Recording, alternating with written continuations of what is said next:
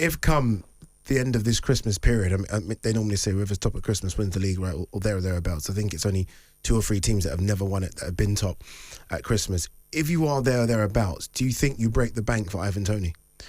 I personally don't think Ivan Toney's the answer. I personally don't see it. I don't think that Arsenal see him as a priority. I don't think that Brentford believe that anybody's going to come in January. Their chief executive was speaking the other day and he said, in 2.5 years, I've not had one phone call about Ivan Toney, which suggests that a lot of it is hot air and paper talk. Do you think you need a number 9? Not really. I don't think that's the first priority. I think come the end of the season, going into next summer, in the evolution of this squad and the building of it to a point where you think it's as close to perfect as it'll ever be, a striker is on the agenda. But I mean, for me, midfielder is more of a priority. Another defender is more of a priority. Another winger is a higher priority. So I think the striker thing, I think too much is made of that. Goals win games. Goals do win games, but Arsenal in their development over the last 18 months or so have been able to spread the goals around, and that's been key. Yeah. You know, Saka, Martinelli, Odegaard, Jesus, Xhaka contributed 7 or 8 league goals last season. I think Kai Havertz is going to see contribute. Here we go. I've said it all along. I was waiting for this. I was waiting for this from you, Harry Symeou. The guy's playing as a midfielder. Yeah. How many goals do you expect him to score? From a midfielder that's used to playing as a striker, quite a few. But we spent the whole. He's a goal scorer. But we spent the last 3 years talking about how he's not a striker. So now he's a striker. Well, he is a striker, isn't he? Well, he's not, is he?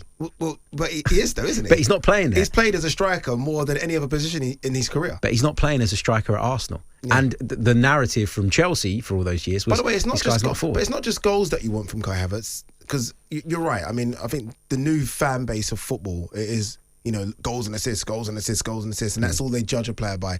You watch games, Harry. You know, sometimes you just want to see him do good things on the ball. Yep. So sometimes those are things you almost can't judge. There's no stat to judge when someone just drops a shoulder and runs it. Agreed. So sometimes it's just those things I look for with Kai Havertz, as opposed to just goals and assists. It's almost just controlling the game without even being noticed, and I don't see that from him yet. I would argue that he has done that on occasion, not as often as I'd like him to. Obviously, like there's a lot of room for improvement. But you think of the City game when Arsenal beat Manchester City at home earlier in the season. Kai Havertz comes off the bench, goes up front, holds the ball up, lays it off to Martinelli, winning goal.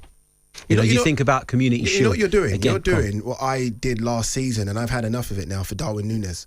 I did this with Darwin Núñez. I was like, yeah, but he runs around, he puts his body. It's not good enough. He's not good enough.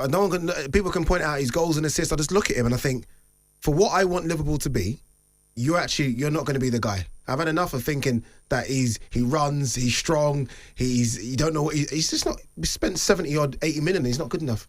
And I think it might get to a stage with you're patient now, you're a patient man, with Kai Havertz next season. If he continues on this trajectory from next season, you'll be like, maybe it's not good enough for what we want to be right now. Yeah, maybe next season, yeah. I think you've got to give him a season. Yeah, I'm happy to give him a season. But the other thing as well is that you've got to think about the role he was brought in to play. That right? number 8? That was the idea. Bring him in as an 8, right? We've just established that he's been playing for most of his career as a centre forward. Yeah. So you have to afford him time to adapt to that role, as well as the adaptation period you need when you join a new team. Then you have to factor in that actually, if everybody was fit, I don't even think he's in the starting 11. So it doesn't matter if you paid £65 million for him.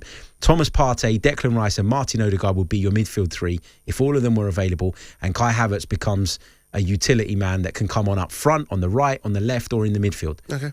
That's what the role is that he was brought in to play. But do you think he was brought in to be utility man? Or do you think Arteta brought him in to start? I think he brought him in as someone that could fill multiple positions and someone that could plug holes, but also give us something a little bit different because of his physical profile. I don't think when Mikel Arteta was looking at his team in the summer and thinking, what do I need to do to improve my starting 11, that Kai Havertz was part of that. I think Mikel Arteta thought, my squad was weak last season. I don't just need more players, but I need players that have adaptability and the ability to play in a multitude of roles. And Kai Havertz ticked that box for his ability to play up front when needed, to play from the right, to play in Odegaard's position, which he's been filling in the last few weeks. I think he saw him as someone that I can use in a number of ways. Therefore, if I spend a little bit more, it's okay, because I'm covering not 1, not 2, but maybe 3 positions. That's crazy, the rise and fall of Kai Havertz. I mean, to be the youngest player ever to play in the Bundesliga, starting from Germany, starting for Chelsea. Now he's just become a bit part player. Yeah, but a bit part player in a very good side. Very good side that hasn't won anything. Well, of course, no one's won anything until they've won anything. That's how it goes. But I think look, he's in the top side in England at the moment. Steady on. Steady on. The table doesn't lie. What's going on with your goalkeeping situation? Ramsdale looks a bag of nerves in goal when he gets the opportunity to play in goal. Yeah, I mean, look, I understand that he's got. Don't we just like end this relationship and just say, okay? I think that's where it'll go. Yeah, you can go Ramsdale. I think that's where it'll go. In January? No. Too soon? Okay. I think summer. Yeah. That's where it will head. Look, he came into the side at the weekend not because Arteta wanted him to. No, it wasn't one of those. Yeah, he had no choice. Yeah. And he throws him in, and he looked incredibly nervous. Now he's got his dad going on podcasts and telling everybody about how unhappy it is and what a shame it is, and suggesting that the Ramsdale clan have been wronged by Mikel Arteta, which I don't like. Keep it in-house. You're not helping your son by doing that. Mikel Arteta's not waking up to those headlines and thinking, oh yeah, good on you, son. No, he's annoyed about it. But then you get your opportunity, you have to take it. That's what happens at elite level football. I didn't hear Bernd Leno's father coming out complaining when Ramsdale came in and took over him, and there wasn't that sympathy for Bernd Leno. Now, I was sympathetic towards Ramsdale in the situation at the start, but the longer this goes on, the more we're starting to see why Raya is the number one. And Saturday's performance, I think Saturday's scenario worked out perfectly for Arteta. He went away from home, he kept a clean sheet, he got all 3 points. Ramsdale's performance was bad enough for people to back off of Arteta, but good enough just for Arsenal to win the game. Perfect outcome for the manager. Yeah, perfect outcome. Yeah, you think it's a 3-horse race towards the end of the season? Yeah, I do. I think it's a 3-horse title race. I think it's going to be fascinating. It's going to be really good, isn't it? Especially if anyone makes any moves in January. On AM, on DAB, via the talkSPORT app and on your smart speaker. talkSPORT.